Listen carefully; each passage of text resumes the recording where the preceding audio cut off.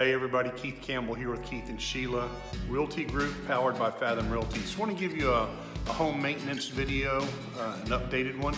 So today we're going to talk about the water heater and how it works, what all the components are, and how to service it properly. So this is a 50-gallon electric water heater. This is a house that's about 2 years old, so it's going to have everything that's modern.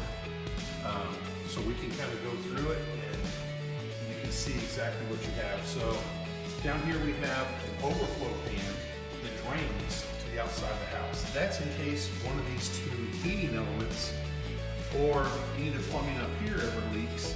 It'll drain down to the pan and then drain outside, not damage any of this flooring or anything connected to the house, because these walls do connect to the interior of the house. So that valve down there, that is a drain valve, and that's going to be pretty significant. That's something you're going to need to know about. Here is your lower heating element. If you take that little 2-screw cover off, there's a heating element there. There's also one up here at the top. And if you look at the label, it will tell you that they're both 4,500 watt heating elements. It'll also tell you a little bit more about this. It is 50 gallons or 189.3 liters. Pressure tested at 300 psi. It has a working pressure of 150 psi. So let's go right to that, working pressure.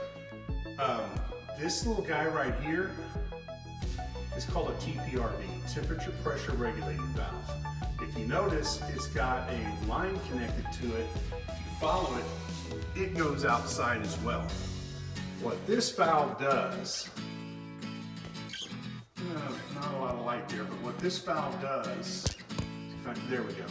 What this valve does is it releases pressure if the tank exceeds 150 psi or the water temperature exceeds 210 degrees. If you listen, I'm going to lift this little valve. Listen really closely. You hear all that pressure leave? This automatically thermodynamically opens if either you get 210 degrees or 150 pounds of pressure. This is designed to keep this tank from becoming a bomb. If you cannot open it manually like that, it will not open automatically. So every year you need to come out and test that valve. Now you gotta be careful, because when you test it, a lot of times if you listen, you'll hear it click when I push down. You gotta make sure that thing clicks down. If it doesn't, you need to replace that valve, okay? This is your cold water intake coming from the street. This is an expansion tank. That extended less, 8 or 9 years. They do work. You'll hear it gurgle every now and then. That means it's doing its job. This little guy up here on top of the water intake, that's an air relief valve. Then of course you have your electric supply right here. And because this water heater is so close to the electric panel, it doesn't have to have a pull switch or a cutoff right here. If that was further away, you would have to have a way to disconnect it right here. Like a pull switch, like you have on your air conditioner outside. So you want to keep both these lines insulated. You want the cold. The cold doesn't necessarily need to be insulated, other than it is in a garage, it's not a conditioned airspace. So if it gets super, super cold outside, that could be a problem. The hot water side, you definitely want to insulate. The more you keep the temperature in there, the better. Now this garage has insulated garage door, so it's probably not going to get so cold and good that you need to worry about the cold water side, but it's not a bad idea.